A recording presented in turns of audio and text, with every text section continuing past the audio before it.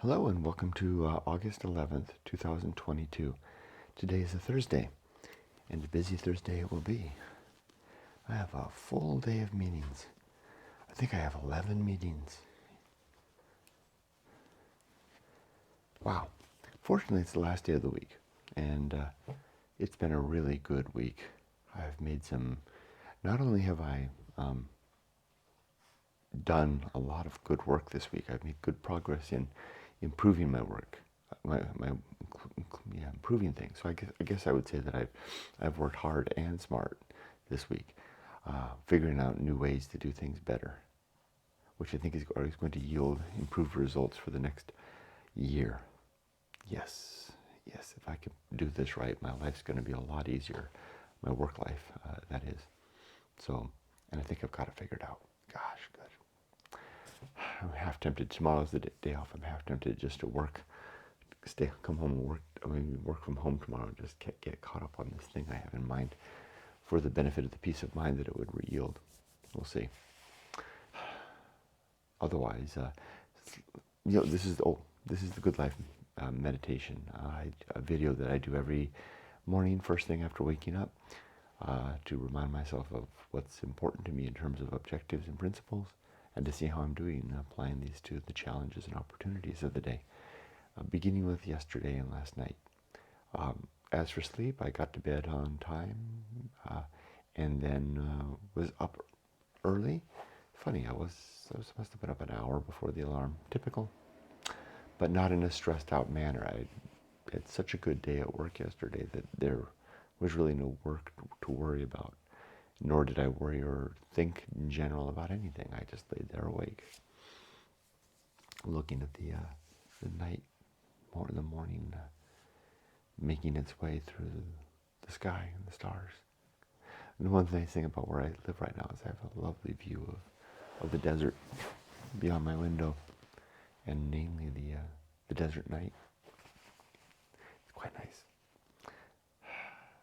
Not much stress. Yesterday I was at work, and it was a great day at work yesterday, like I mentioned. There were a lot of people at work. It felt like the old days. One of our coworkers was retiring. I'll never forget that last email that he sent right at 5 p.m. saying, "I'm retired as of now." Good for you. Good for you. I hope you can enjoy every minute of it. My friend Juan also was at the office, and he and I went to lunch together. We had a nice time. He bought lunch, I bought coffee. That was fun. And otherwise, in terms of challenges and opportunity, interesting, I was in one executive meeting yesterday, and I was struck by my silence. Less inclined than ever to fill the space with my voice. That's been an improvement, a long time coming.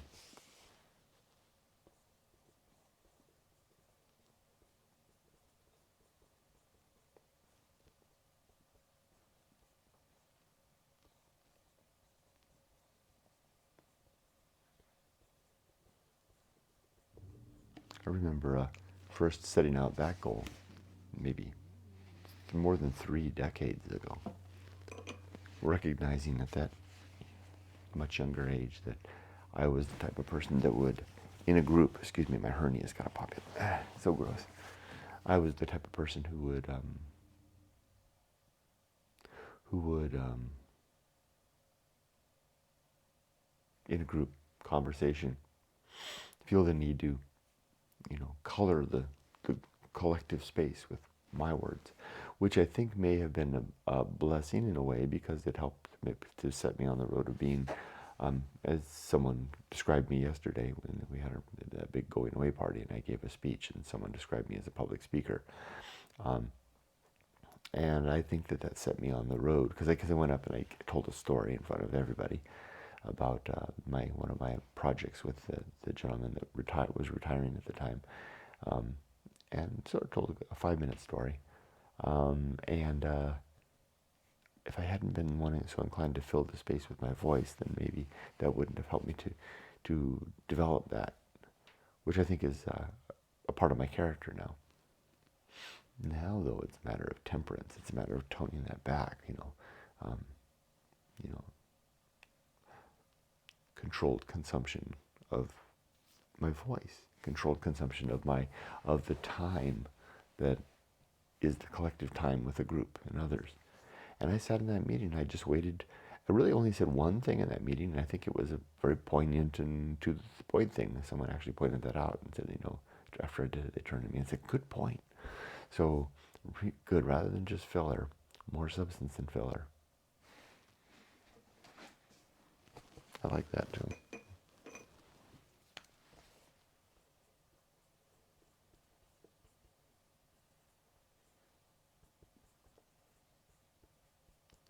All right, let's do the good life. 7 objectives and 31 principles as follows. My objectives are: 1, to be always ready to die, to have my affairs, my relationships, and my life's work in order. 2 is to make good and effective use of my time, to be careful to not waste my time or to spend it frivolously, to treat the days and hours and minutes like the precious few that they are, in fact. Number 3 is to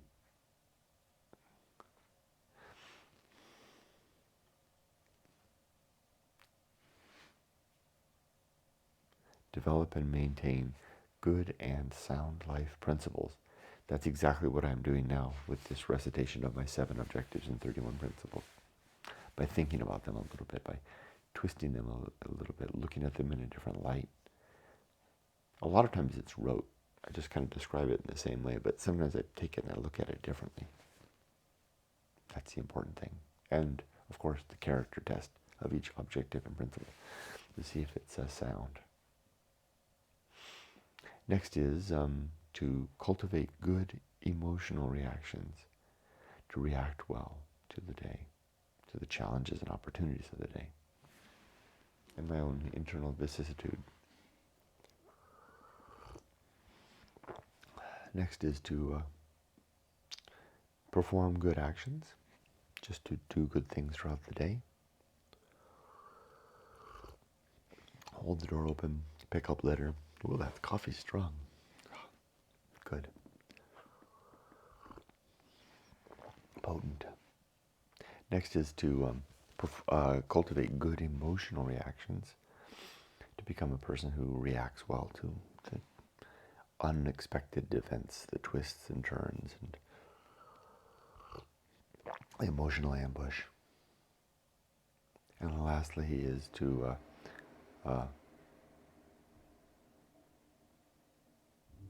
two more. The next one is to recognize true limits and true opportunity, what is and what is not within my sphere of control. And then lastly is to do just one thing at a time, and to do that thing slowly and carefully and deliberately. Okay, that's my 7 objectives. My 31 principles now are the principle of war, to always be waging war against the things that are proposed to me as true, the things that I already believe that are true, and the things that I suspect might be true. Well put. I like that. I like the way that comes out. Sometimes my mind is just tuned. It's tuned for the muse. That's another good one.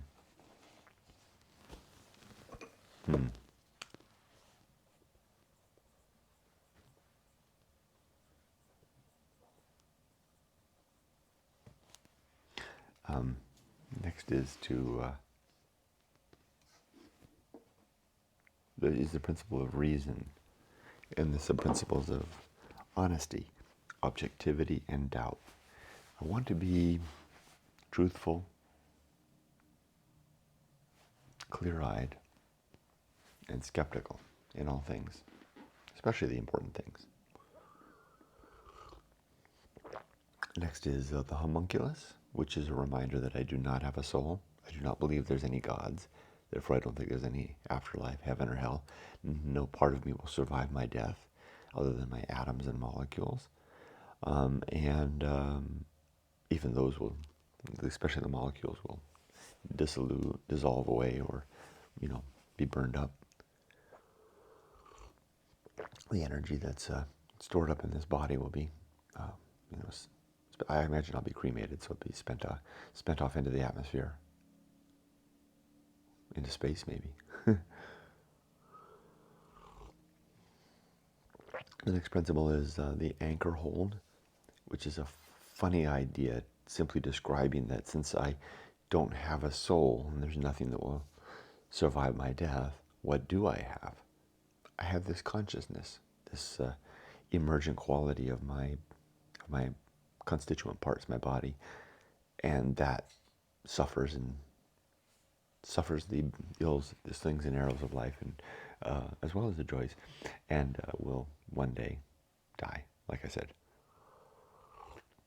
I like to picture the Anchorhold as a little rock sitting in this sea that I'm standing on, and you're standing on your rock, and everybody is on their respective rock, and the waves, the tide rises and falls, and the waves come, and the wind blows, and the heat burns, and one day we'll all go in the water in our own time. Hopefully we don't all go at once. Okay, next is the home of good and evil. This principle suggests that good and evil are something that reside within our minds, within our ideas. There is no absolute right or wrong or good or evil out there outside of our opinions. The closest thing to it might be the seeming biological mandate to reproduce. But even that extends no further than the biology of this planet. Oh, bye-bye. By biology, I mean life. Okay, next comes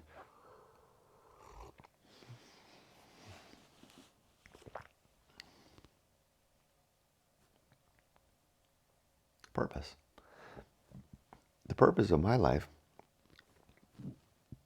are three. To be a good husband and father, to be a virtuous man, where virtue is the efforts that I make to improve the well-being of others and myself, particularly thinking others. And then lastly is whatever personal mission I undertake. In this case, it's my sharing of the story of going alone and the consequent development of the Good Life Creed. So this video is particularly, right now it's my primary effort in that regard.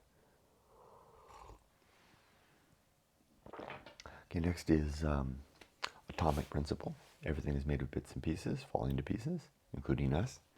And then the principle of nature. Everything in the universe, including everyone, have some particular nature, some way about them, some inertia and tendency. And it's good to see that and to expect that. Then comes the pirate ride. Free will is an illusion, a very convincing one. But nevertheless, we're just simply reaction engines to the universe at large.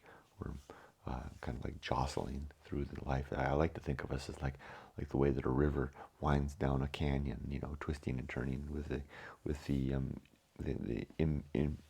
impact, the influence of the mountains around them, the geology, gravity, etc. It kind of looks like the river is winding of its own accord, but it's not. We know better, but it kind of has an appearance of a meander. That meander is a purposeless meander.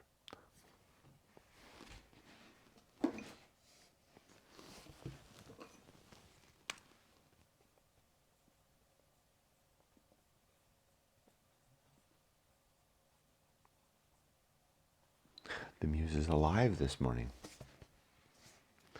All right. That's a good one too.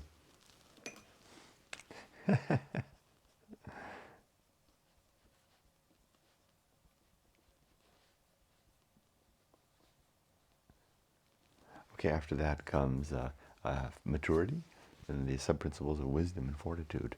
We are mature when we wisely remember our past successes and failures and strive to do better. And then comes the social principle. We human beings need one another. We're creatures of society. And then public speaking, a reminder to be very careful about what I say and what I write. and to use my words carefully, deliberate vocabulary, and to never, ever, ever, ever gossip. Did come close yesterday. I went to lunch with Juan. I was almost tempted to talk about somebody, but I didn't. I saw that coming. It's been a long time since I've been ambushed by gossip. Long time since I've talked about others behind their back. It's almost becoming a distant memory. I just switched to silence or changed the subject. I even at times will say, well, I think I'm starting to trespass on gossip, so I'll stop. And I've said that to people, and then I've heard those same people say that back to me. It's catching. Then comes, I think the next one is Temperance, is it not? Temperance is a reminder to control my consumption of both everything. Food, drink, work, play, everything, sex, all of it. Just enough in measured quantities. The sub-principles there are simplicity, because a temperate life is a simple life, and suffering. Suffering because we suffer when we tell ourselves no. Oh, I forgot. Back when I was talking about recognizing true limits and true opportunity, there's a sub-element there, which is apathy, which is the ability to let go of things that are outside of our control. It's a difficult thing to cultivate, difficult character trait, but it can be done. I'm still working on it. Okay, after temperance comes a principle, a strangely worded principle called life will not go well. That's the one I forgot yesterday. That which must be born. I forgot one yesterday. Remember I had 30? The 31st one was that which must be born, which is coming 2 down the road from where I am right now. Anyway, the principle called life will not go well is a reminder of the speed bumps that come throughout the day. That, we're gonna, it's like the singer says, the black fly in the Chardonnay, the rain showers on your wedding day, all these little things that come and happen to us, characterized also by, I just realized that. The principle that I call bullseye aim kind of indicates that too. But bullseye aim refers more to making an effort and not getting the results you expect. This principle, life will not go well, speaks to just the general happenstance of getting by, of living, that kind of blunders along the way, tumbles along the way. The entropy creeps in and clouds the day. Speed bump on the road. Can't go to lunch on time because your meeting's going along. Tripping on a crack in the sidewalk. Getting a scratch on the car. Anything. Just all day long, little things like that. They happen to all of us. We somehow imagine that our days should go otherwise, that they should go without all these little foibles. That's folly. That's not reality. The next principle is the horror show, a reminder that not only do these little things happen, but horrible, terrible things are going on all around us, to people we know, and to ourselves. It happened yesterday. I was at work and a woman broke down crying and told us her horror. It wasn't. It was. I'm not going to give any details or go into anything more, but let me just say that it was entirely appropriate. It was understood. It was unintended. It was the best effort, and it was very, very, very human. But that's what I mean. And you wouldn't have known 3 minutes before that this woman was in a state of horror, other than the fact that circumstance provoked the tears, it happened. That's happening all around us. We will be in a room full of people, and a third of them have horror, if not in their immediate life, in the lives of those that they care about. The interesting thing, of course, is that the horror is coming for all of us in death, right? Death might be a lingering affair of terror, or it might be an immediacy, like my own father's dying, and where he has mere seconds to comprehend the horror. Whatever the case, whatever the scope and the extent of the horror, It's coming for all of us. And it doesn't have to be death. It can be in a lot of forms. Okay, I lingered along that long enough, but that's what I do. You pick these things up and you look at them from, what's it look like from the bottom? Helps to round out the perspective, and etc. After the horror show comes, here, that's the one I forgot that yesterday, that which must be borne. What we have to bear in life is the horror show and is the fact of the speed bumps along the way, right? The life will not go well. Those are the things we have to bear. And so it's a struggle to bear it well, so that we don't blow up sometimes, or let it veer us out of control and become, turn to the bottle, or some sort of, or other vices, or excess of some sort. It's really hard to do. Bearing life well is an art. That's why I call this principle that which must be borne. The next principle after that, and I'm really starting to see how these really build. The next principle after that is called the Feast of Offal, and it's what happens when we have had enough, life's too much, and we spew it out into the world. I guess in a little small way that what happened with that woman yesterday was a little bit of the feast, but it wasn't taken that way. It wasn't the feast. The Feast of Offal is when we deliberately release the valves to spew our emotions out onto the world, to kind of, vent them from ourselves, and by splashing them all over others is kind of it's more significant than what the Japanese do, which is to go up to a windy hillside and yell their emotions into the wind. No one can see it; just the windy mountains can consume it. That's an interesting practice. We here in the West often just, throw a tantrum in front of our family. I try not to do any of that. And now I really do see how if I do self-congratulatory, I guess I do mean it this way, because it's been a deliberate effort to do this. I've built these 4 or 5 principles in order, right? I mean, it's like that which must be borne, the vicissitudes of life, like I said, the horror show, the absolute terror that comes, the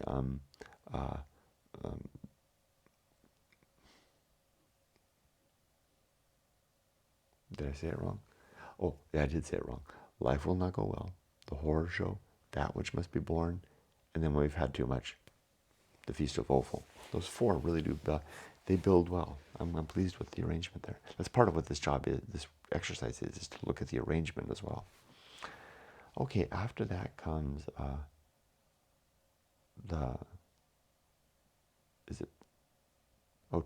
no. Did I get them out of order? Didn't I do Temperance already? I did. Oh yeah, Temperance. Oh yeah, distraction. Since I don't think there's any God,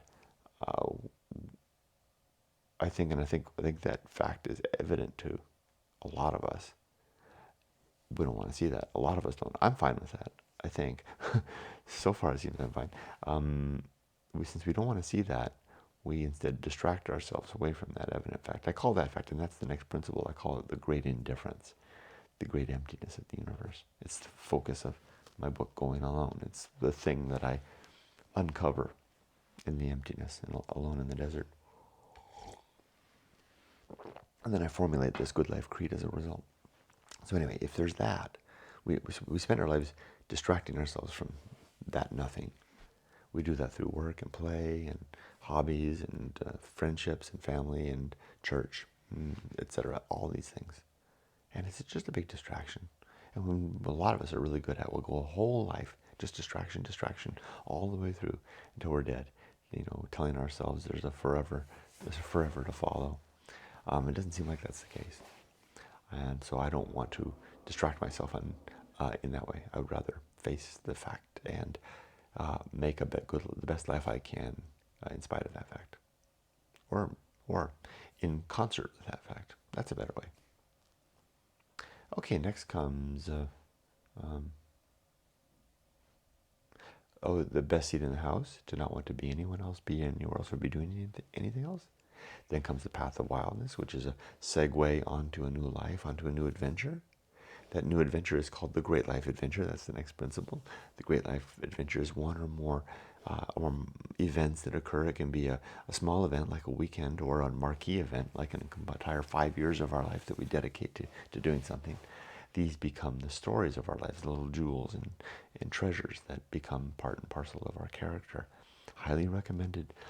Had a great talk with Emily about this yesterday. We took the dog for a walk together and we talked. And she's right in that sweet spot for a Great Life Adventure. I hope she'll do it. I'm encouraging her to do that after college.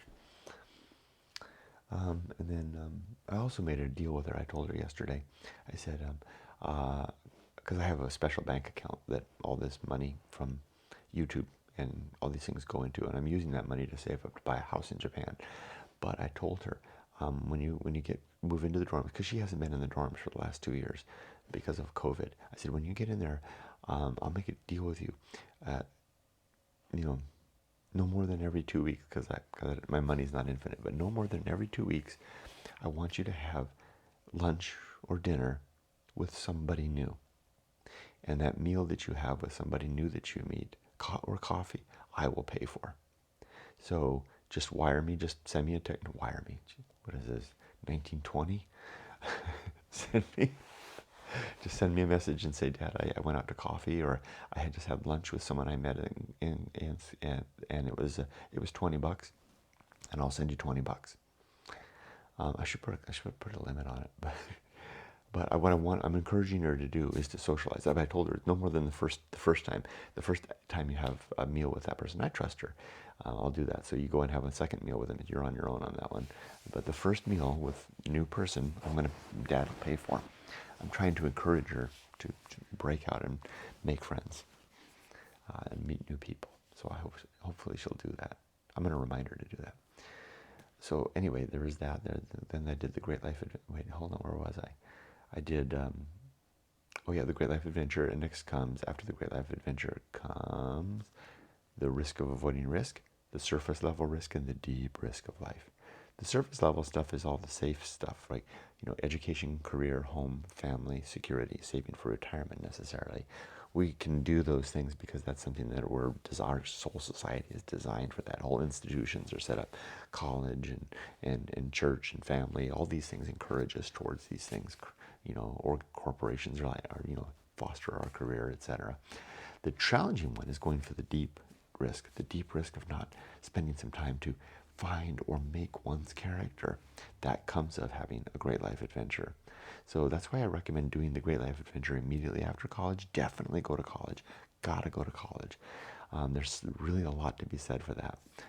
Go to college, and then after college, to age 25, 26, have a Great Life Adventure all the way to the 30s, and then come back and start on the surface level stuff. It's a good formula. And if you do the opposite, it's not so good. Like the person that retired yesterday, he kind of did the opposite. It's tough to have the adventure of your youth once you're over 50 or 60. I wish him all the best. Next comes sin and damnation. There are 7 sins in my worldview, all related to being untrue, believing things that may be untrue, or lying. And these are falsity, credulity, faith, superstition, dogma, authority, and gossip. Indulging in any of these things, and you wind up damned in the here and now. And now comes complete oblivion. Since there is no God, there is no soul, and there is no afterlife. That means that after we're dead, we'll never see anyone ever again. There's no reunion. We'll never have a chance to make up any loose ends. No reconciliation, and no final reconciliation, and there'll be no justice because there's no lawgiver. There's no afterlife. So it's just oblivion awaits. Complete oblivion, no less, because we're never going to come back. Okay, complete oblivion. Next, after that comes the season of philosophy, which is a time to record what we've been learning along the way. Keep the pen and paper handy. Especially be ready for the muse when it strikes. And then the bullseye aim, striving for the target, but usually missing by a little bit. And then the uphill climb, trudge, make sure every day is a trudge. Should be exhausted by the end of the day. No sitting around on the sofa watching reruns. That's not what I would consider a good life. or a meaningful life. Any of that. What kind of life is that? I guess it's a life for some, but it's not a life for me. Okay, next comes not a life for me. I like that too. Next comes arena and utility. Life is an arena for the development of objectives and principles that we strive for towards better living. And then the uphill climb, and then the nothing is enough. Just a suggestion towards, a super strong suggestion towards simplicity. And then lastly, the principle of fun, a simple reminder to strive to enjoy life now, enjoy the anticipation of things to come and the remembrance of the good times of the past and the lessons of the past. There, I did it. Got through my good life creed for today. My next steps are to finish this, get this uploading, step over here. I'm going to read my Bibles, do my Bible study. It's Lamentations 3 this morning. Then I'll come over here, I'll read a poem from the works of Samuel Johnson. Then I'll go downstairs, feed the dogs, walk the dogs, put on my helmet, change into my work clothes, put on my helmet, and then get to work. Anyway, have a great day. Be safe, but not too safe. Thanks for joining me.